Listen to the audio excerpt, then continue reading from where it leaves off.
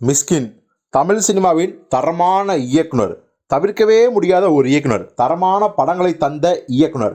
இப்படியெல்லாம் இருந்தாலும் கூட அவர் மேலே ஒரு அடிக்கடி சர்ச்சை வரும். என்னன்னா, மேடை பேச்சு. அவர் மேடையில் ஏறினாவே தமக்கு எவமெல்லாம் கால்ஷீட் கொடுக்கல, தம்மளை சமீப காலத்தில் எவமெல்லாம் வெறுப்பேற்றினா அப்படிங்கிறத மனசில் வச்சுக்கிட்டு கண்ட மேனிக்கு தாறு மாற பேசுவார். பல கெட்ட வார்த்தைகளையும் முதிர்ப்பார். ஸோ இதை பல மேடைகளில் நம்ம பார்த்துட்டோம் மிஸ்கினை. ஆனால் சில மேடைகள் பார்த்தீங்கன்னா மனுஷன் நெகிழ வச்சுருவார்.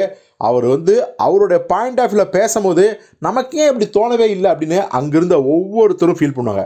ஸோ அப்படி தான் பார்த்தீங்கன்னா மனிதன் நம்மளை சிலாய்க்க வச்சுருவார் அவருடைய பேச்சின் மூலமும் அவருடைய கருத்துக்களின் மூலமும். இப்போது ஒரு மேடையில் பார்த்தீங்கன்னா அப்படி ஒரு கருத்தை தான் வெளியிட்டிருக்காரு, அப்படி ஒரு ஸ்பீச் தான் கொடுத்துருக்காரு. சரி, என்ன அப்படின்னா, அந்த மேடையில் நம்ம மிஸ்கின் அவர்கள் கங்குவா படத்தை பற்றி பேசியிருக்காரு. அதாவதுங்க, ஒரு படம் எடுக்கிறது சாதாரண விஷயமே இல்லை. இப்போ நான் ஓப்பனாகவே சொல்கிறேன், நான் இன்னும் கங்குவா படம் பார்க்கல. ஆனாலும் அந்த படத்தை ஏன் இப்படி குறி வச்சு வீழ்த்துனாங்க அப்படிங்கிறது புரியவே இல்லை. சூர்யா என்கிற மகத்தான கலைஞன், நம் இந்திய சினிமாவின் பொக்கிஷம், நாம் பாதுகாக்க வேண்டிய ஒரு நடிகர், ஒரு கலைஞன். அவனை ஏன் வீழ்த்தணும்னு துடிக்கிறாங்கன்னு எனக்கு புரியவே இல்லை. அதே மாதிரி அவர்கள் பார்த்தீங்கன்னா இன்றைக்கி எம்ஜிஆர் இல்லை, சிவாஜி இல்லை, ஆனால் அவர்கள் கூடிய பணியாற்றிய வேலை செய்த நம் சிவகுமார் ஐயா இருக்கார். அவரை பாதுகாக்க வேண்டுமல்லவா? அவரின் குழந்தைகள் தான் சூர்யா, கார்த்தி. இவங்க மேலே ஏன் வன்மத்தை கக்கறாங்க அப்படிங்கிறது தான் நான் திரும்ப திரும்ப கேட்க வேண்டியது. இன்னொரு விஷயம், ஒரு சினிமாங்கிறது நீங்கள் நினைக்கிற மாதிரி காசு கொடுத்துட்டு உள்ள 2.5 மணி நேரம் உட்காந்து ஏசியில் பார்த்துட்டு போகிற வேலை கிடையாது. ஒரு சினிமா கலைஞன், ஒரு சினிமா படைப்பாளி என்பவன் பார்த்தீங்கன்னா ஒரு சயின்டிஸ்ட் மாதிரி.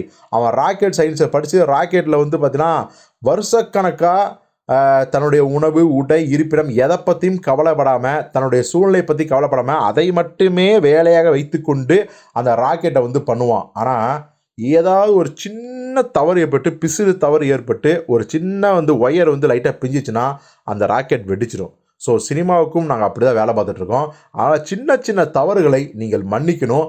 அதை பெருசாக எடுத்து ஒரு படைப்பாளியோ கலைஞனையோ, அதுவும் சூர்யா மாதிரி ஒரு கலைஞனை தொடர்ந்து அவமதிக்கக்கூடாது அப்படிங்கிறத நான் ரொம்ப ரொம்ப வேண்டி கேட்டுக்கிறேன் அப்படின்னு மிஸ்கின் சொல்ல, அரங்கம் அது உண்மைதான், பேசியது உண்மைதான் என்று கைத்தட்டல்களால் அவர் பேச்சை ஆமோதித்தார்கள்.